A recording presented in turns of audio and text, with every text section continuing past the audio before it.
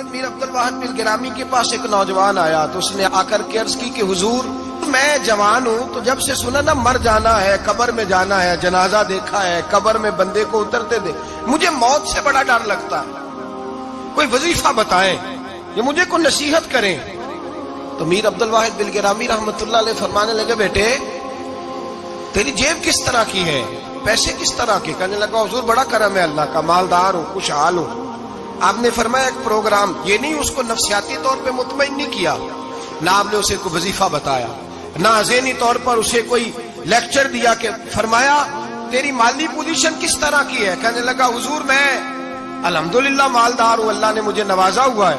آپ فرمانے لگے اس طرح کر، روزانہ کی بنیاد پہ صدقہ دینا شروع کر، اور فرض نماز کے ساتھ ساتھ روزانہ کی بنیاد پر چند نفل پڑھنے شروع کر، صدقہ روز دے، 10 روپے دے لیکن دینے روزانہ ہے، 15 روپے دے لیکن دینے روزانہ ہے، روزانہ کی بنیاد پر صدقہ کر۔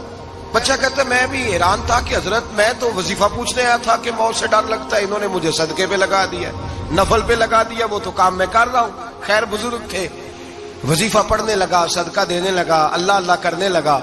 فرماتے ہیں کچھ دن بیت گئے تو میر عبد الواحد بن گرامی رحمت اللہ علیہ 6-7 ماہ کے بعد دوبارہ ملاقات ہوئی تو فرمانے لگے بیٹے اب تیرا کیا حال ہے؟ تو وہ نوجوان کہنے لگا حضور اب مجھے مرنے سے ڈر نہیں لگتا، بلکہ اب تو میرا مرنے کو دل کرتا ہے، تو دل کرتا ہے، ڈر نہیں لگتا، اب دل کرتا ہے۔ اور حضور آپ نے میرے ساتھ کیا کیا ہے کہ میرا تو دل کرنے لگا ہے مرنے کو، خوف نکل گیا ہے، دل کرنے لگا ہے میں جاؤں۔ تو بڑا خوبصورت ارشاد فرمایا، کیا بات ہے، اللہ والوں کی باتیں اللہ کے لشکروں میں سے لشکر ہوتی۔ میر سید عبد الواحد بن گرامی رحمت اللہ علیہ فرمانے لگے بھائی جس جگہ آدمی کی پراپرٹی ہوتی ہے، جس جگہ اس کا مکان ہوتا ہے، جس جگہ اس کی جائیداد ہوتی ہے، وہاں اس کا جانے کو دل کرتا ہے۔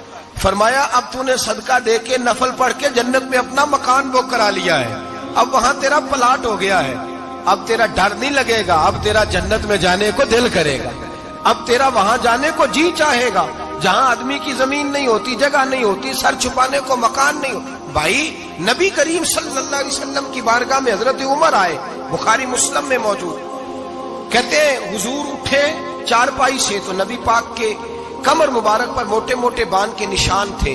عرض کی یا رسول اللہ صلی اللہ علیہ وسلم کیسر و کسرا تو اتنی موج میں ہے، یا رسول اللہ وہ تو اتنی موج کر رہے ہیں اور آپ اس تکلیف میں۔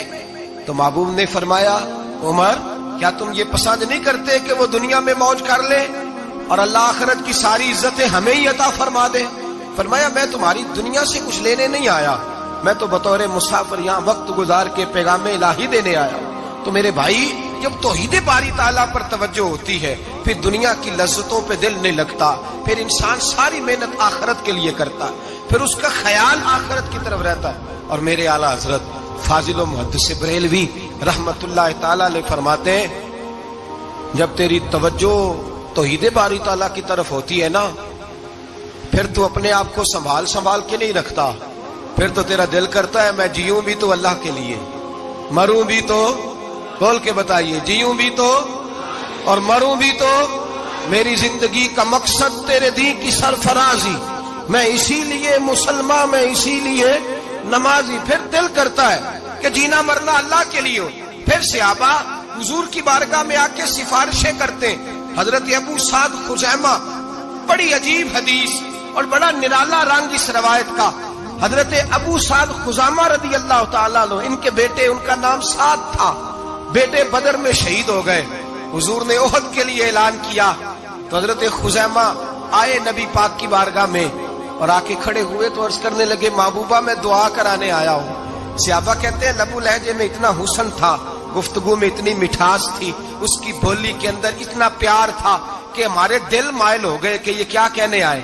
حضرت خزیمہ عرض کرنے لگے یا رسول اللہ صلی اللہ علیہ وسلم میرا صاحبزادہ، میرے بیٹے محمد سعد وہ بدر میں شہید ہو گئے تھے، یا رسول اللہ میں شہادت سے رہ گیا تھا، حضور ہم دونوں باپ بیٹے کا ارادہ تھا جہاد میں آنے کا، ہم دونوں کا پروگرام تھا، وہ کہتا تھا میں جاؤں گا، میں کہتا تھا میں جاؤں گا۔ پھر ہم نے قرآن اندازی کی تو قرہ میرے بیٹے کے نام نکلا، بیٹا میرا آیا بدر میں، پھر اللہ تبارک و تعالیٰ نے اسے شہادت عطا فرمائی، وہ شہید ہو گیا۔ یا رسول اللہ صلی اللہ علیہ وسلم، آپ نے کل اعلان فرمایا ہے کہ احد کے لیے جانا ہے، اور رات ہی کو میرا بیٹا مجھے خواب میں ملا ہے، اور میں نے دیکھا ہے وہ تو جنت کی نہروں کے قریب سیریں کر رہا ہے، اور مجھے کہہ رہے ابا جی جلدی آ جائیں، یہاں مل کے رہیں گے، مل کے وقت گزاریں گے۔ یا رسول اللہ صلی اللہ علیہ وسلم، میں بے چین ہو گیا ہوں اس کے پاس جانے کے لیے، دعا فرمائے اللہ مجھے بھی شہادت عطا فرما دے، اللہ مجھے بھی شہادت دے دے۔ صحابہ کہتے ہیں اس کی عجیب، اس کا دعا کرانے کا، ہم نے تو دیکھا تھا لوگ دعا کرانے آتے ہیں کوئی مصیبت کے لیے، کوئی پریشانی کے لیے، کوئی آزمائش کے لیے، کوئی بیماری کے لیے۔ یہ مصطفیٰ کریم کے صحابہ کا بارگاہ خداوندی پر اعتماد، توحید باری تعالیٰ پر نظر، کہ وہ کہتے ہیں ہم تو اللہ کے لیے جان دینے کی دعا کرانے آئے، دعا کریں اللہ ہمیں اپنے رستے میں شہادت کی موت دے۔ صحابہ کہتے ہیں نبی پاک نے دعا فرمائی، پھر ہم نے حضور کی دعا کو قبول ہوتے بھی دیکھا، ہم نے اپنی آنکھوں سے مصطفیٰ کی دعا کو قبول ہوتے دیکھا، ہم نے جناب خزیمہ کو احد کے میدان میں شہید ہوتے دیکھا، اور میرے رسول پاک صلی اللہ علیہ وسلم کے صحابہ ان کی طرف دیکھتے تو رشک کرتے، فخر کرتے، کہتے دیکھو یہ وہ غلام ہے جو حضور سے دعا لے کر کے دنیا سے گیا۔ آج جو لوگوں کا مرنے کو دل نہیں کرتا، آج بڑی بڑی بلڈنگیں بناتے ہیں، بڑی بڑی عمارتیں کھڑی کرتے ہیں، بڑی بڑی جائیدادیں بناتے ہیں، ہر بینک میں اکاؤنٹ کھلواتے ہیں، سرمایہ، پیسہ، دنیا داری بناتے ہیں، تعلقات بناتے ہیں، سیاسی سماجی رشتے، دنیا داری کے جھوٹ کے ناطے۔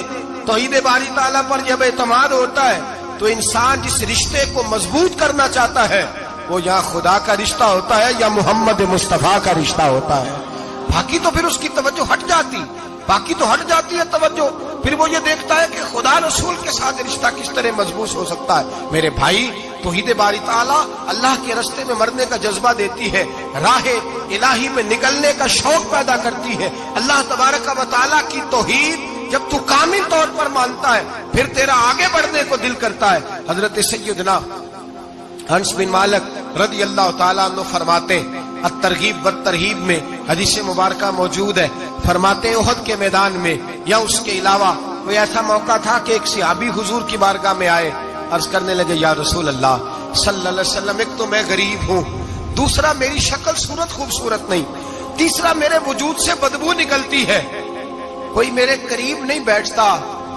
اگر میں اللہ کے رستے میں جہاد کروں، اپنی راہ خدا میں جان دے دوں، تو بتائیے میرا رب مجھے کیا عطا کرے گا؟ تو نبی پاک نے فرمایا اگر تو شہید ہو گیا تو سارے دروازے کھل جائیں گے جنت کے، سیدھا جنت میں جائے گا۔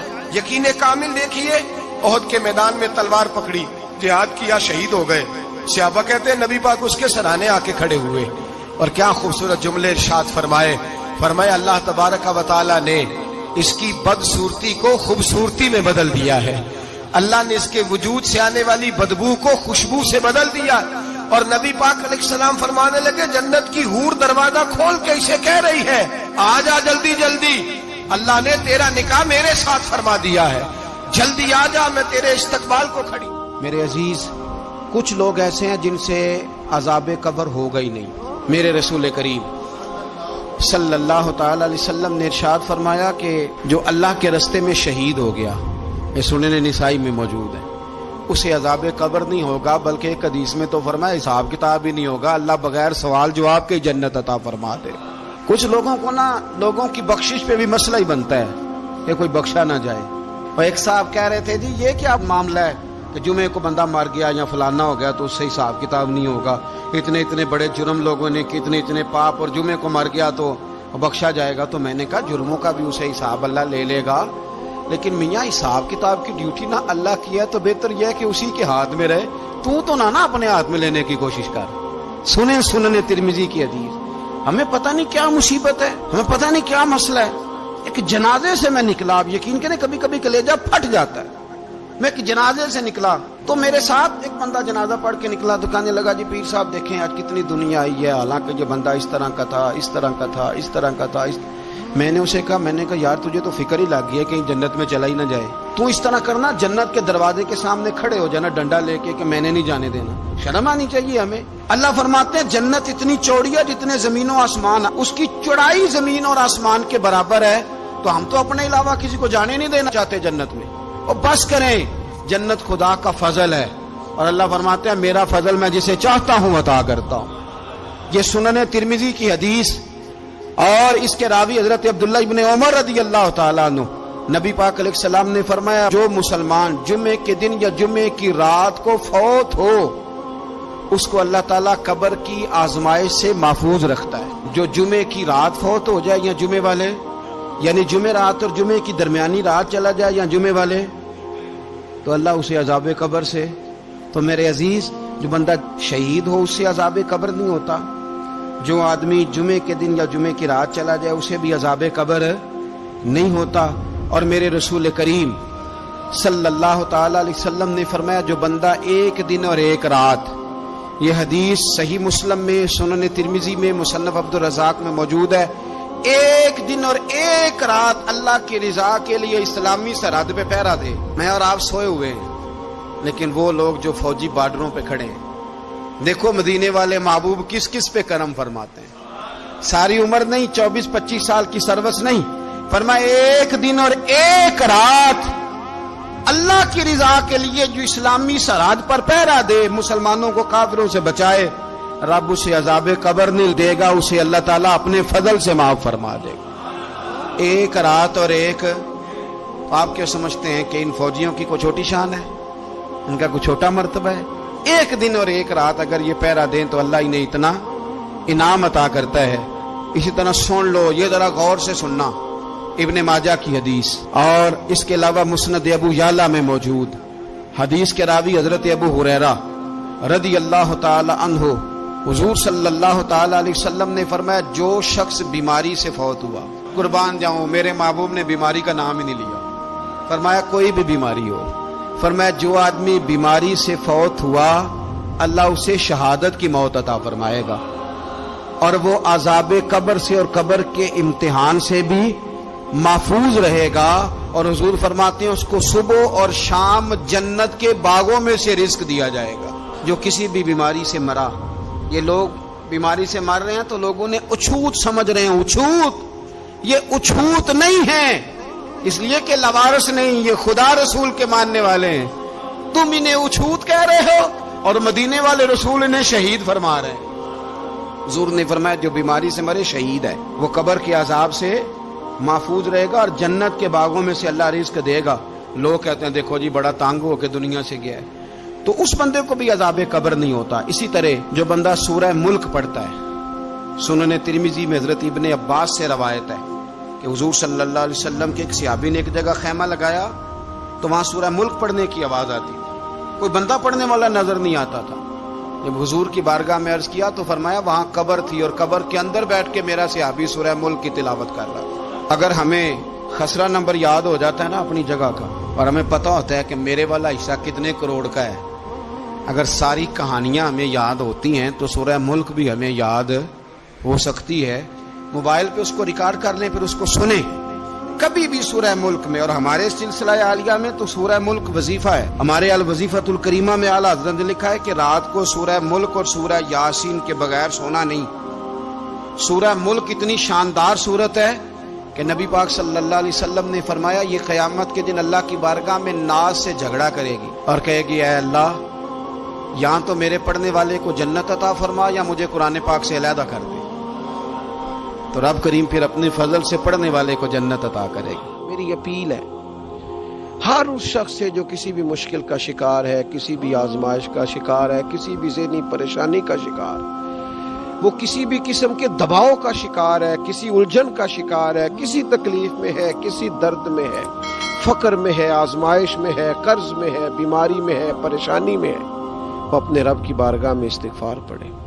استغفر اللہ ربی من کل ذنب واتوب الیہ کثرت کرے, نہیں تو استغفر اللہ استغفر اللہ استغفر اللہ کثرت سے پڑھے. کسی بھی صورت میں اپنے مالک کے حضور استغفار کرتا رہے, کرم ہوتا رہے گا, رحمت ہوتی رہے گی, بخشش ملتی رہے گی, اللہ درگزر فرمائے گی. حضرت امام حسن سے آ کے وظیفہ پوچھا, اس شخص نے کہا حضور اولاد کوئی نہیں تو وظیفہ بتایا، تو آپ نے فرمایا استغفار پڑھا کر، کیا کر؟ اس نے کہا ٹھیک ہے۔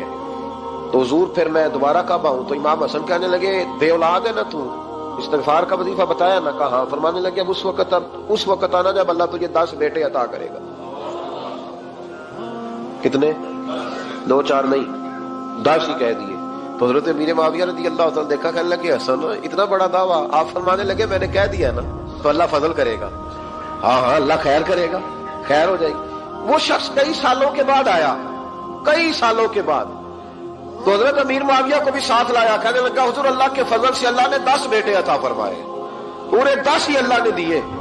تو حضرت امیر معاویہ کہنے لگے جناب بات تو آپ کی سچی ہو گئی، پر مجھے بھی بتائیے وظیفہ کہاں سے لیا؟ فرمانے لگے قرآن پاک سے، سورہ نوح کی 10 11 12 آیت پڑھو۔ اللہ فرماتے ہیں تم استغفار پڑھو، میں تمہاری بیٹوں سے بھی مدد کروں گا، مالوں سے بھی مدد کروں گا۔ تو میں نے استغفار بتائی تھی اور قرآن میرے اللہ کا ہے، رب کا وعدہ جھوٹا ہو سکتا؟ فرمایا 10 بیٹے ملنے تھے، میں نے کہہ جو دیا تھا۔ وہ میرے بھائیوں یاد رکھیں، استغفار اللہ کی رحمت نازل کرتا ہے۔ ایک ہوتا ہے خوف، ایک ہوتی ہے خشیت۔ خوف والے لوگ توبہ کرتے ہیں، خشیت والے استغفار کرتے ہیں۔ ایک ہوتا ہے خوف، ایک ہوتی ہے خشیت والے استغفار کرتے ہیں۔ نبی کریم علیہ السلام نے فرمایا میں دن میں 100 مرتبہ استغفار کرتا ہوں، دن میں۔ توبہ والا کہتا ہے کہ میں بھول گیا تھا، مجھے معافی مل جائے، اور خشیت والا کہتا ہے میرا یار ناراض نہ ہو جائے، وہ استغفار ہی کرتا رہتا ہے، وہ معافی مانگ۔ حضرت رومی نے مثال دی ہے، فرماتے ایک عورت تھی تو بھیک مانگا کرتی تھی، ایک دن بادشاہ کے دروازے پہ بھیک مانگنے گئی تو بادشاہ کو پسند آ گئی، اس نے نکاح کر لیا۔ 20 کنیزائیں اس بی بی کے پاس تھی خدمت کرنے کے لیے، روٹی دینے کے لیے، کپڑا دینے کے لیے، لیکن وہ ہر وقت روتی رہتی تھی، ہر وقت روتی۔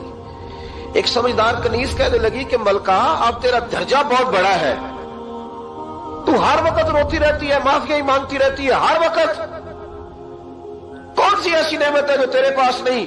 تو وہ کہنے لگی اس لیے تو روتی ہوں۔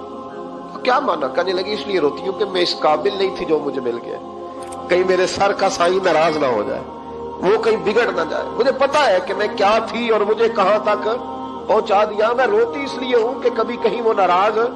حضرت عمر اس لیے روتے تھے کہ کہیں مصطفیٰ ناراض نہ ہو جائے، حضرت ابو بکر اس لیے تڑپتے تھے کہ کہیں اللہ کا فضل روٹ نہ جائے۔ یہ جو مولا علی اپنے کمرے میں بیٹھ کے زور زور سے استغفار پڑھتے تو اس لیے نہیں کہ بڑے پاپ تھے جن کی معاذ اللہ معافی مانگتے تھے، اس لیے کہ رب رسول کہیں ناراض نہ ہو۔ خشیت تھی کہ جہاں ہم پہنچے ہوئے کہیں وہاں سے واپس۔ استغفار بندے کی اللہ سے صلح کرا دیتا ہے، بندے کی رب سے صلح ہو جاتی ہے جب استغفار۔ دیکھیں نا بڑی سادی سی بات ہے کہ 2 بھائی ناراض ہو تو بڑا کہتا ہے اس نے میری بے ادبی بڑی کی، تو چھوٹا اگر پاس آ جائے اور پیر پکڑ لے کہ چل یار معاف کر دے، تیرا بھائی نہیں۔ پتہ کیا ہوتا ہے؟ صرف معافی نہیں ملتی، ہاں ہاں صرف معافی نہیں، چھوٹے نے بے ادبی کر دی، بڑے کو تکلیف ہوئی، بات جب آگے بڑھی نا تو بڑے نے شکوہ کیا، جب لوگوں نے چھوٹے کو سمجھایا تو چھوٹا جب معافی مانگتا ہے، ادھر دیکھو میری طرف، جب چھوٹا معافی مانگتا ہے نا اٹھ کے جاتا ہے اور بڑے کے پیر پکڑتا ہے تو میرا معاف نہیں کرتا، بڑا رو بھی پڑتا ہے، بڑا رو بھی پڑتا ہے، اور وہ کہتا ہے کہ وہ میں اور تو اماں کے پاس اکٹھے بیٹھتے، ایک باپ کی موٹر سائیکل پہ اکٹھے بیٹھتے، تو تیرا اور میرا رشتہ یار تو نے یہ کیوں؟ وہ جو آنسو نکلتے ہیں نا وہ درد ہوتا ہے، وہ کیف ہوتا ہے، وہ سوز ہوتا ہے، وہ لذت ہوتی ہے، وہ پیار ہوتا ہے۔ رب کہتا ہے تو معافی مانگ، انہو کان غفارا، تو معافی مانگ، میں تجھے معاف بھی کروں گا، تیرے اوپر رحمت بھی فرماؤں گا، تیرے اوپر کرم نوازی بھی کروں گا، تجھے نواز دوں گا، تجھے عطا کروں گا۔ حضرت موسیٰ کلیم اللہ علیہ السلام کا زمانہ مبارکہ تھا، قحط پڑ گیا، بارش نہیں ہوتی۔ ہم لوگ نا اب تو خیر ہمارے پاکستان میں تو ٹیبل ٹاک ہوتی ہے، ٹاک شو ہوتے ہیں، ہمارے ہاں تو پتہ کیا جاتا ہے کہ بارش ہو کیوں نہیں رہی، اور اس پہ یہ ہوتا ہے کہ دھواں بڑا چڑھ گیا ہے، حالات بڑے خراب ہیں، فلاں ایسے ہو گیا قحط کا۔ ہم تو اسباب تلاش کرتے رہتے ہیں نا جی، فوق بہت زیادہ ہے، فلاں چیز ایسے ہے، فلاں چیز ایسے، ہم تو یہ تلاش کرتے رہتے ہیں۔ وہ لوگ یوں نہیں کرتے تھے، وہ سیدھے جا کے مصلوں پہ بیٹھتے تھے، اس لیے کہ وہ کہتے تھے جب رب چاہتا ہے تو پھر کوئی چیز کسی چیز کو روک سکتی، وہ سیدھے مصلے پہ بیٹھتے۔ اعلیٰ حضرت فاضل بریلوی رحمۃ اللہ علیہ کے پاس ایک مولانا محمد حسین آئے، وہ فلکیات کے بڑے ماہر تھے، تو اعلیٰ حضرت نے فرمایا ذرا ستاروں کا حساب لگا کے دکھاؤ بارش کب ہوگی؟ کہنے لگا پورا مہینہ تو نہیں ہوگی۔ تو اعلیٰ حضرت رحمۃ اللہ علیہ فرمانے لگے کہو کہ میرا علم کہتا ہے مہینہ نہیں ہوگی، اللہ چاہے تو ابھی ہو سکتی ہے۔ کہنے لگا جی وہ تو ٹھیک ہے پر میرا علم، وہ جیسے روز لوگوں نے پیر نیٹ ٹو شہنشاہ صاحب نہیں کھولے ہوتے کہ بارش کب آئے گی، اور اس کی طرف نہ دیکھ، مصلے پہ بیٹھ، مہربانی کر مصلے پہ بیٹھ، اللہ کی بارگاہ میں حاضر ہو، اس سے معافی مانگ، اسے منا تاکہ وہ رحمت کی بارش۔ کہنے لگا جی میرا علم کہتا ہے، تو اعلیٰ حضرت فرمانے لگے پھر وہی بات، تو کہہ اللہ چاہے تو بارش ابھی، لیکن یہ جو اڑ گئے ہیں نا بیچارے، یہ اڑ ہی گئے ہیں، یہ جہاں الجھ گئے ہیں وہاں یہ لوگ الجھ گئے، اللہ ہمیں الجھنے سے محفوظ فرمائے۔ تو اعلیٰ حضرت اٹھے تو فرمایا ٹائم کیا ہوا ہے گھڑی پہ؟ کہنے لگا جی 12۔ تو اعلیٰ حضرت نے گھڑی گھمائی، اب کیا بج گیا؟ کہنے لگا 4 بج گئے۔ فرمانے لگے بج گئے نا 4؟ کہنے لگا جی آپ نے گھڑی گھما جو دی ہے۔ فرمانے لگے اللہ بھی جب چاہے تو ستارے گھما دیتا ہے، اللہ بھی ستارے گھما دیتا ہے بارش۔ کہنے لگا جی وہ تو ٹھیک ہے پر مہینہ نہیں ہو سکتی، اڑا ہوا بندہ اس کا کوئی علاج ہے جو اڑ جو جائے، اس کے لیے قرآن کہتا ہے وَإِذَا خَاطَبَهُمُ الْجَاهِلُونَ قَالُوا سَلَامًا، اسے سلوٹ کرو دور سے، اسے کو تو جان اور تیرا۔ کہنے لگا جی ہو نہیں سکتی پورا مہینہ۔ فرمانے لگے یار تو جا اپنا کام کر۔ وہ شخص کہتا ہے میں نے دروازہ کھولا اعلیٰ حضرت کا، کمرے سے باہر نکلا تو تیز بارش ہو رہی، واپس آیا تو میں نے کہا احمد رضا یہ عقیدہ کہاں سے لیا ہے؟ فرمایا دروازہ مصطفیٰ سے لیا ہے صلی اللہ علیہ وسلم۔ تو یاد رکھیں کہ اللہ کو منانا چاہیے، استغفار کرنا چاہیے۔ پھر غور کر لیں اس بات پر کہ وہ کتنا عظمت اور رفت والا شخص ہے جس کی اللہ کی نظر میں عزت ہے، جو اللہ کے ہاں قابل اکرام ہے، مالک کے ہاں۔ عزت، تعظیم اور توقیر یہ مسلمان کا خوبصورت عمل ہے، ان سے ایک اچھا اور خوبصورت معاشرہ جنم لیتا ہے۔ لیکن اگر بڑوں کو تکلیف دی جائے، بزرگوں کی بے ادبی کی جائے، معاشرے میں بگاڑ بھی پیدا ہوتا ہے اور بدصورتی بھی پیدا ہوتی ہے، بدصورتی پیدا ہوتی ہے، بدبو پھیلتی ہے، اس سے معاشرے کا حسن مان پڑتا ہے۔ بڑوں کو تکلیف نہ دیں، آزمائش میں مبتلا نہ کریں۔ جس کو اللہ تبارک و تعالی نے ہم سے بڑا کیا ہے، علم میں کیا ہو، عمل میں کیا ہو، تقوی میں کیا ہو، یا ویسے ہی دین کے اندر اس کی داڑھی سفید ہو گئی، اس شخص کا اکرام کریں، اس کو عزت دیں، اس کے ساتھ ادب والا معاملہ کریں۔ یہ چیز سنوارتی ہے مسلمانوں کو۔ آج کل بے ادبی عام ہو گئی ہے، معاشرے میں زیادہ پاورفل وہ لوگ ہیں جن کی زبانیں زیادہ لمبی ہیں، جو عزتیں زیادہ اتارتے ہیں، لوگ ان سے زیادہ ڈرتے ہیں۔ اپنے آپ کو ان لوگوں نے بڑا پاورفل سمجھنا شروع کر لیا، بلکہ بدتمیزوں کی ایک اچھی ٹیم تیار کر لی جائے تو انسان بہت بڑا اونچا عہدہ بھی حاصل کر سکتا ہے، معاذ اللہ تعالی۔ یہ رواج اچھا نہیں، یہ انداز درست نہیں ہے، یہ طریقہ کار، یہ خوبصورت لوگوں کا طریقہ نہیں، یہ حسین معاشروں کا یہ انداز نہیں ہے۔ یعنی قومی سطح کے لوگ جو دنیا کے اندر کسی ملک کی نمائندگی کریں، وہی اگر ایک پریس کانفرنس اور گھنٹے کے بعد دوسری پریس کانفرنس، فلانے نے کیا وار تو دوسرے نے دیا جواب، تو یہ انداز مہذب قوموں کا نہیں ہوتا، اس سے امیج خراب ہوتا ہے۔ یہی انداز اب ہمارے گھروں میں چلتا ہے، کسی کی ایک بات پر جب تک سامنے والا 11 باتیں نہیں کرتا اتنی دیر تک اس کی روح کو، اس کے دل کو تسلی نہیں ہوتی۔ یہ چیزیں عروج پکڑتی جا رہی ہیں، بزرگ تکلیف میں ہیں، بڑے درد میں ہیں۔ میں نے پہلے بھی ایک دفعہ عرض کیا تھا، ایک بزرگ مجھ سے کہنے لگے کہ آپ دعا کریں میرے بیٹوں کو اللہ نرمی عطا کر دے، وہ بولتے نہیں ٹھیک، ان کا لب و لہجہ صحیح نہیں ہے۔ تو میں نے ان سے کہا کہ بزرگوں جہاں تک میں جانتا ہوں کوئی ایسی بات ہے تو نہیں۔ تو وہ کہنے لگے کہ جس طرح آپ سمجھتے ہیں نا، ہمارے رشتہ دار بھی اور اہل علاقہ سارے یہی سمجھتے ہیں، پر میں تکلیف میں ہوں، میری بیوی تکلیف میں۔ میں نے کہا کہ پھر آپ یہ اتنی زیادہ پردہ پوشی کس بات کی؟ تو وہ کہنے لگے کہ ڈرتا ہوں، اگر لوگوں کے سامنے ہم بات کرتے ہیں تو لوگ کہتے ہیں کہ تم نے تربیت نہیں صحیح کی، اگر میں بات کرتا ہوں تو لوگ مجھ پہ شک کرتے ہیں، کہتے ہیں تو نے رزق نہیں صحیح کھلایا، تو میں درد میں رہتا ہوں، کپڑا اٹھاؤں گا تو میرا اپنا بدن برہنہ ہو جائے گا۔ یار وہ کتنی تکلیف میں ہے باپ جو اپنے سگے بیٹے سے بات نہیں کرتا کہ پتہ نہیں کہاں سے بولے گا، کیا جواب دے گا میری بات کا، یعنی ڈرتا ہے، سہما ہوا رہتا ہے۔ ادھر دیکھیں میری طرف کیا کہہ رہا ہوں، یہ نوجوان ذرا غور کریں، ان لفظوں کی تکلیف محسوس کریں کہ اماں کہتی ہے کہ بھئی میں نہیں اس سے بات کرتی، اس لیے کہ وہ بڑے سخت جملے کہتا ہے، مجھ سے نہیں سہے جاتے، کوئی اور بات کرے، یعنی جس کی ماں بھی اس سے بات کرتے ہوئے ڈرے۔ کوئی نہیں سمجھ آئی آپ کو میری بات کی؟ جس کا والد بھی اس سے بات کرتے ہوئے سہم جائے اور وہ بندہ کہے کہ میں نے تو MBA کیا ہوا ہے، میں تو معاشرے میں جانا پہچانا جاتا ہوں، اللہ کا شکر ہے جی اللہ نے بڑی عزت دی ہوئی ہے، وہ یہ لفظ کہے تو اسے شرم آنی چاہیے۔ جس کے استاد بھی اسے کام بتاتے ہوئے ڈرے کہ بدتمیز ہے، نہیں کرے گا کہ نہیں۔ اگلے لفظ اس سے بھی خطرناک ہیں، جس کا مرشد بے جھجک جسے کام ہی نہ بتا سکے اور جس کو کام کہنا ہی چھوڑ دے، جس کے حوالے سے لوگ خاموش ہو جائیں کہ بس مطلب کیا ضرورت ہے، جب اس پہ بات بوجھ بنے گی تو اس شخص کو پھر سوچنا چاہیے نا کہ وہ زندگی کس لیے گزار رہا، اس کا پھر انداز کیا ہے۔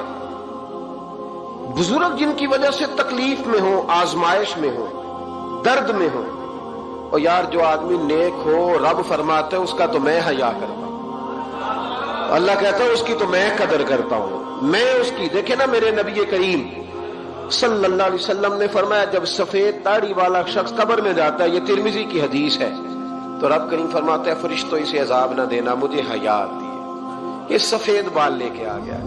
تو جس کی اللہ حیا کرے اس کی میں نہ کروں، اس کی نوجوان نہ کرے، اس کا سیان، جس کی اللہ حیا کرے اس کی ہم حیا ہی نہ کریں، ہمارا لب و لہجہ خطرناک اور خوفناک حد تک چلا جائے، ہمیں ڈھب اور سلیقہ ہی نہ ہو، ہم کہیں او گرم خون ہے جی ذرا احتیاط سے بات کرنا، کیا مانا ہوا اس بات کا؟